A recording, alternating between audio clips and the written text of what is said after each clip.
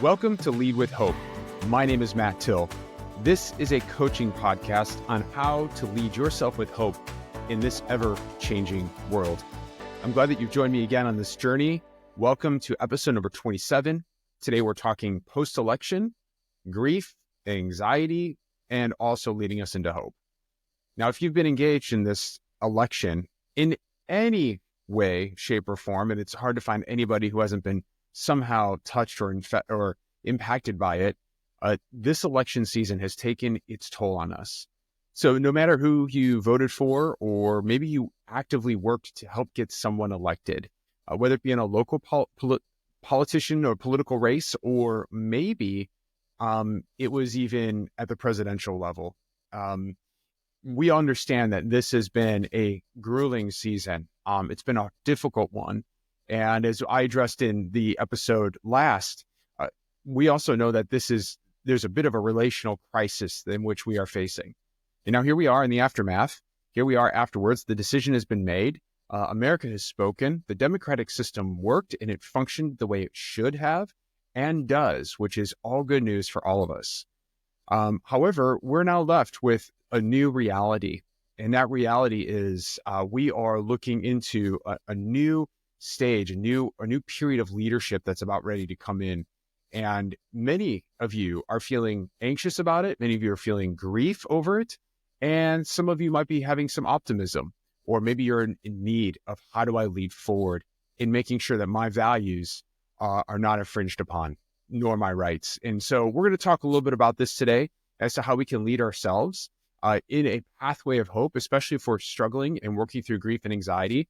And by the way, if you're pleased with the outcome, maybe you might stick around for this because you might learn something a little bit about how other people are processing this and how we want to instill values of hope that involve everyone and bring more voices to the table rather than few.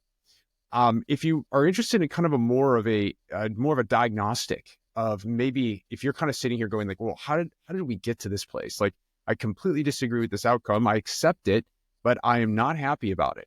I'm afraid. I'm concerned for my daughters. I'm concerned for those who are immigrants and those who are moving into the United States. I'm concerned about minority groups. I'm concerned about a number of the issues that have been raised in this election based upon its outcome.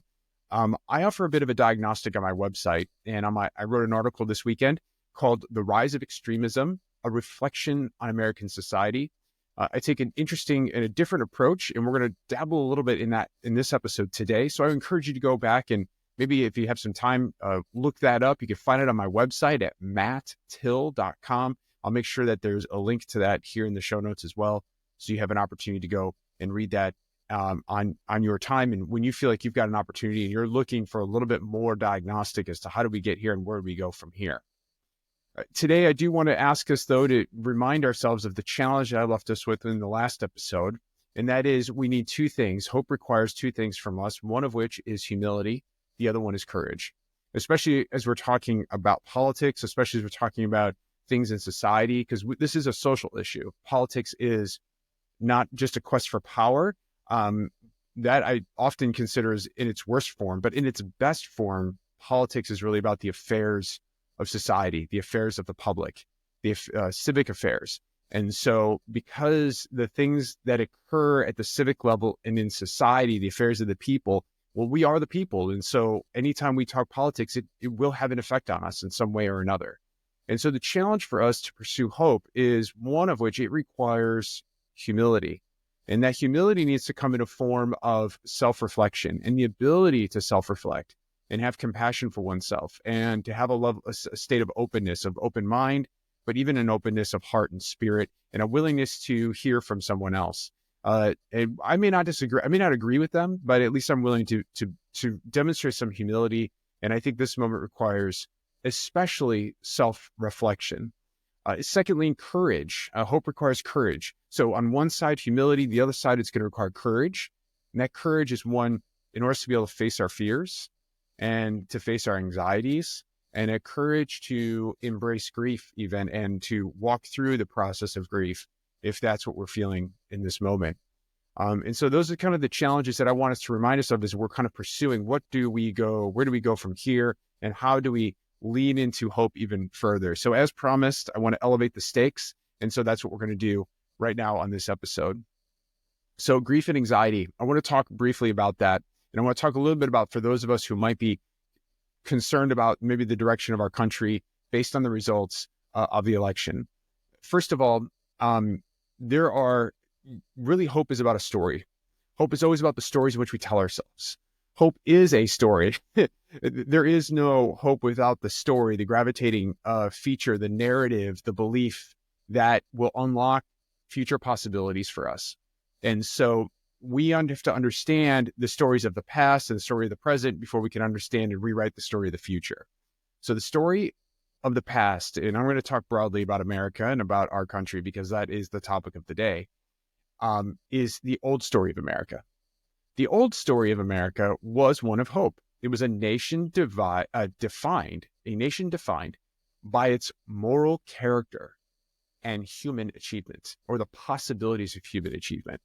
So America ushered in a new form of governance. It ushered in democracy. It ushered in freedom and liberty, pulling off the chains of kingship rule and monarch rule, and the ability to empower individuals to lead healthy, vibrant, successful lives and self-determined lives.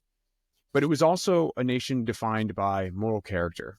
It decided to say, we see a moral underpinning within our society in a way in which we believe in fundamental rights that every person would have.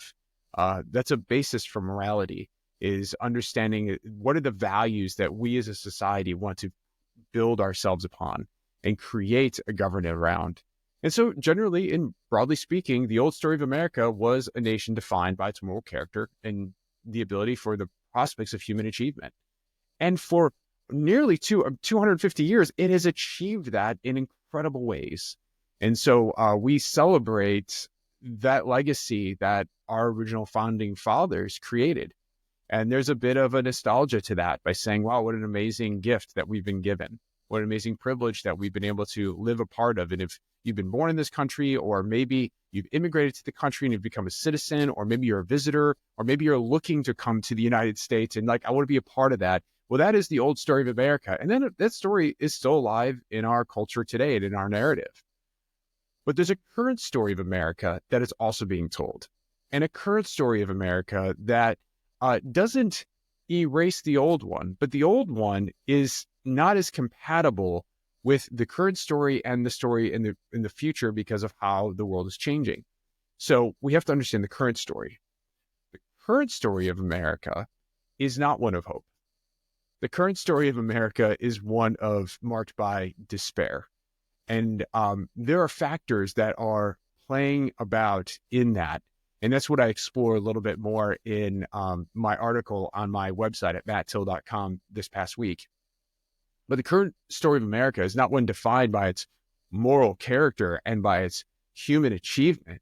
But the current story of America is being defined as a nation defined by its repressed pain and trauma. Now, that's a bit of an outlandish claim, you might think. But let me give you some practicalities on that for a second. You see, every person I've talked to, before the election and even after the election, I know every person I've talked to, and I know probably you as well, believe that the country and the state of the country is not going in a great direction. And we know that. It doesn't matter who you voted for. Doesn't matter who you voted for. You know that this country, and you feel like this nation is not on good footing right now. And that story, the old story, is no longer sufficient. It's not the concepts of moral character and the concepts of human achievement, while as much as I love those ideas and as much as I want it to be true, is not living up to its promise. But this is also not a new idea. This is actually an older idea. This is an idea that dates back well into the 1960s. So we actually see even farther, 80 years ago, a generation before mine. Now, we are still living with the causes, and we're still living with the pain and the traumas. And by the way, mounting traumas, mounting pain as a result of undealt with issues in this country. And so we are a nation now defined by its pain and its trauma, repressed pain. Martin Luther King Jr. Called this the triple evils. He had three things in which he said were the triple evils of society. They are poverty, racism, and militarism. I'll say it again: poverty, racism, and militarism. These are the three triple evils.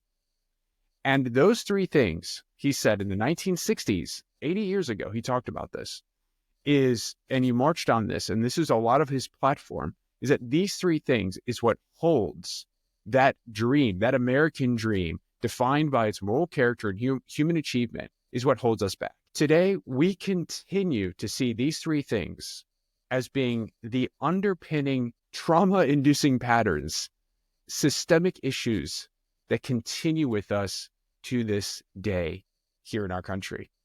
So the current story of America is not one that is not being defined by its moral character and human achievement. It had been and was. However, we are now a nation defined by its continuing inability to address and process the pain and the trauma, the inducing patterns that it has created and continues to create in areas such as poverty, racism, and militarism.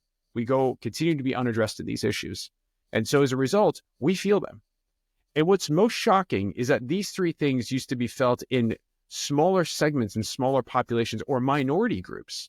But now we have gotten to a place in our society in which the majority, by the way, 73% of the people, more than 70% of people went to the polls feeling discouraged or angry about the direction of our country. Now, we honestly will see the effects of these three things, poverty, racism, and militarism, are the underpinnings that exist that bring about the issues in which people feel.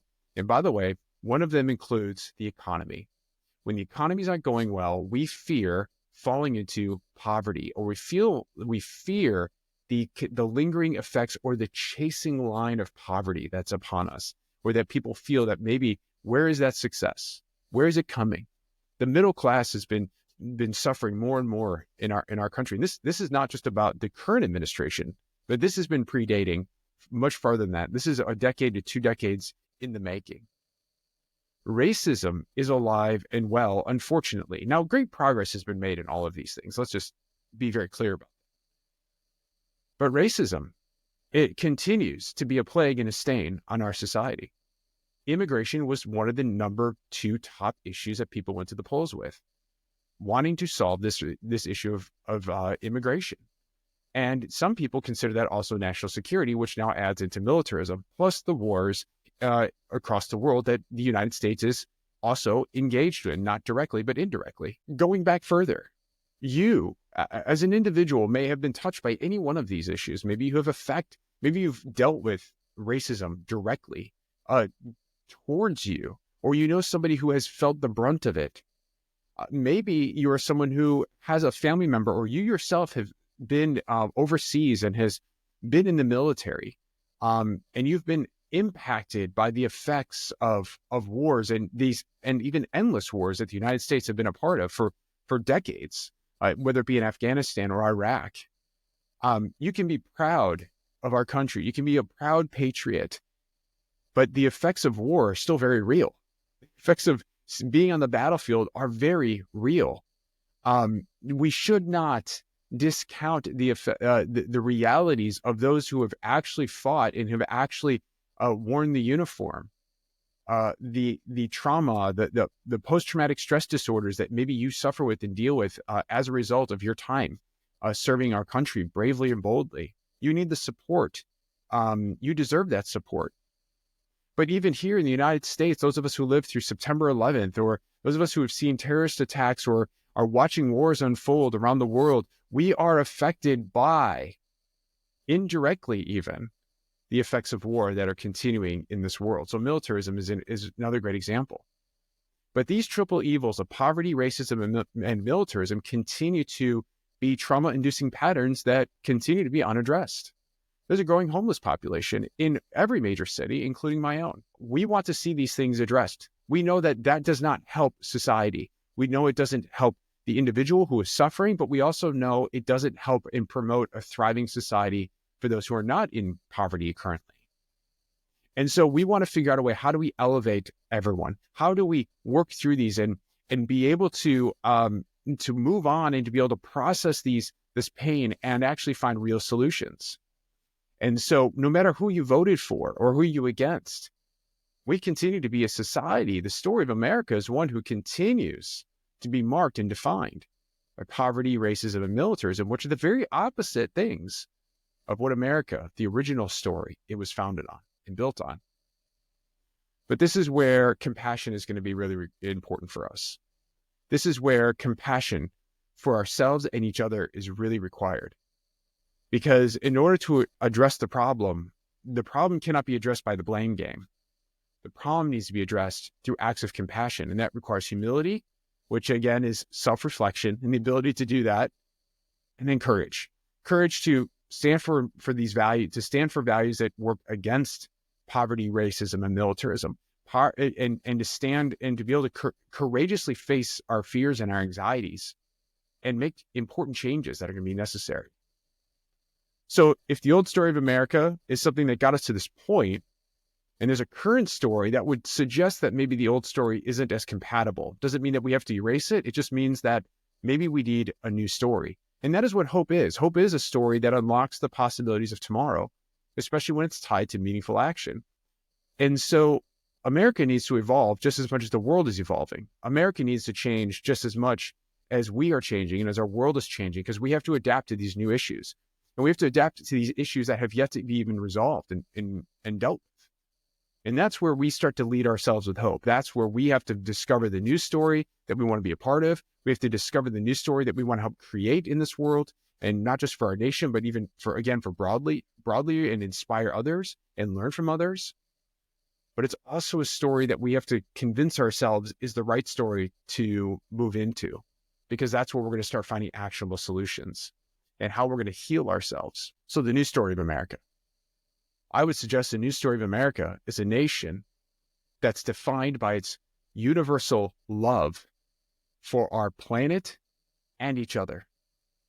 A nation defined by its universal love for our planet and each other. We must learn to act on a new story that doesn't just see us as the epitome in the center of the world, but for us who seeks to promote good and to promote kindness and compassion and care for each other. Now, love is a squishy term, I understand. Love can feel a bit uncomfortable. How can I love the earth when it doesn't love me back? How can I love other people when they seem to be my enemy? I don't even love strangers. I have a hard time even loving those who are close to me and my friends. I understand love can come in a lot of different formats, but in different forms, I should say. But what I want to speak to is just a broad sense of love, a broad sense of care, a broad sense of an ability to see someone else and to say, I hear you, I see you, and I respect you, and I want you to thrive. I want you to be the best you can possibly be. That is an act of love. Someone who says, not only do I am compassionate, but I can also be grateful for you, and I can be sacrificial to you and generous to you. But, before we can love the planet, and before we can love others, and before we can even love the Creator or our God, we have to learn how to relearn how to love ourselves. How are you doing in learning to love yourself? Okay, I said we were always going to elevate the stakes. I said I was going to challenge us. And this is where humility again comes in, and the ability to self-reflect. But how well are you doing in learning to love yourself? That's important. Learning to love self is a fundamental beginning to being able to open yourselves up and to open yourself to learning to love other things beyond yourself. Loving the world, loving others, loving God even. But until we learn how to love ourselves, to care for ourselves, we're going to continue to struggle. And we're not going to be able to self-reflect. We're not going to be able to have that fullness of humility and an openness to seeing the ills and the traumas and the pain that we can continue to carry, even when I didn't participate in racism. I didn't participate in policies that further impoverish us. These all things happen to me. I'm a victim of the situation, and rightfully so. But sometimes we're complicit in it. We're complicit in who we vote for. We're complicit in what we accept. We're complicit in our inability to be humbled to see the situation for what it is. And we're also complicit in our unwillingness to be courageous to say, that's not okay. And that is important. That's actually more important, to see where we've been complicit, or at least acknowledging that I see this to be true in our world right now. And I don't know how I'm directly connected to it, but I am willing to do everything I can in my power to lead myself to a better way of living and to encourage other people to do the same and say, we must bring an end to these things. Our world would be better when we bring an end to poverty, when we bring an end to racism, and we bring an end to militarism. At least alleviating. Let's start there. But before you do that, before you can usually have the capacity to do that, because if we jump into that work with anger and frustration and bitterness and undealt with trauma ourselves, we're going to continue making some number of mistakes along the way. And I don't want us to sit on the sidelines, and we shouldn't sit on the sidelines. You should not, at least not for very long. But this would be a good season right now, for the next 30 days, to begin a journey of healing, to begin a journey for self-healing, to disconnect and to reflect. That would be one step. 30 days, disconnect, unplug from the noises and the voices that you've been hearing from before, and begin to reflect and say, what does this all mean for me? And do I see these things at play? Do I see somehow my pain directed me to vote in one way or another? Do I see the pain in someone who voted, I believe I voted right, but I see the pain in what somebody else is dealing with and how they voted? All cards on the table, and you'll find this in my post. I disagree with you. I do not like the outcome of this election. And I wish it were different, because I actually see this as a step backwards rather than a step forward. But I see how people in their pain, and maybe you're one of them who voted and are happy with the outcome, but I can see how in our pain, in our collective trauma and pain, you voted. I can see that we chose in reaction rather than thoughtfully, and rather than a part of a new story for hope. But it's okay. I can see that, and I recognize that. I'm not angry at you, but I do want us to pursue something better together. And I still think there's time. But we need to disconnect. We need to reflect for a period of time. I also want to highly recommend therapy. If you're someone who is really struggling with some inner pain and discontentment and even dissonance, and I highly recommend, in grief, like heavy grief right now, and fear, please get therapy. It's okay. Talk to someone. Talk to a professional. Find someone who's going to help you talk this through with you, and is going to help you give you some good strategies, clinical strategies, to help you process through these things in order to begin to open yourself up again to the process of healing and being able to begin on this journey of self-reflection and to have that humility. I also recommending reading fact-checked things that are fact-checked, things that are really well-researched. You'll find this in lengthy books often from high-quality authors and books and publishers. Read these things moving forward. Be educated on the issues of poverty and racism and militarism. The more you educate yourself, the more you become aware of the issues and how these things affect and impact you, the more and our world and our society, the more you're going to be able to discover how you can be a part of a solution, and how we can begin to lead together in a new story of hope, a vision of hope for a nation that's defined by its love, its universal love for our planet and each other. And I also want to encourage you to find people on a journey like yours It is so refreshing to find others. You're going to be surprised. You're going to find neighbors who are on this journey. You're going to find people at work and colleagues and even in the classroom. You're going to run into people that you didn't understand or didn't know. They might even be on the fringe part of your social network on Facebook. And maybe you're finding people like, man, I've been ignoring this person. I repressed that person's feed a long time ago. But now you kind of poke around and find them and realize, wait, you've been here before. You are here. And I want to learn from you. I want to learn with you. I want to understand those who are on this journey, just like you. It's so refreshing to find that. Somebody just recently popped up, sent me a message this week. You know who you are. Thank you for doing that. It meant so much to me because then I discovered there were more people just like me on this journey and who is also looking for community. And that means so much. I know it meant a lot to that person, but it also meant a lot to me. We have neighbors and we've been reconnecting with and even getting deeper on some of these issues and wanting to create a better, more hopeful world together. This is so important. Find your community and also learn to practice compassion. Practice it with yourselves, practice it with your children, practice it with your inner circles.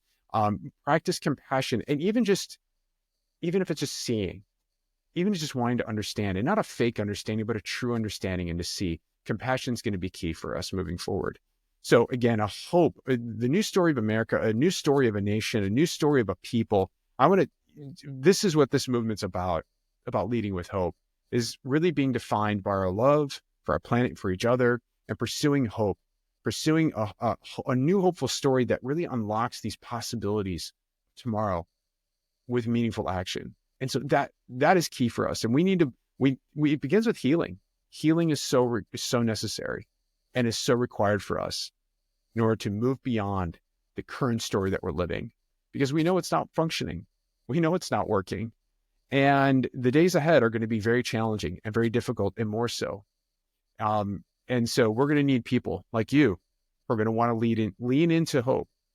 But we need to be healed, and we need to be at least on journeys of healing and hope together.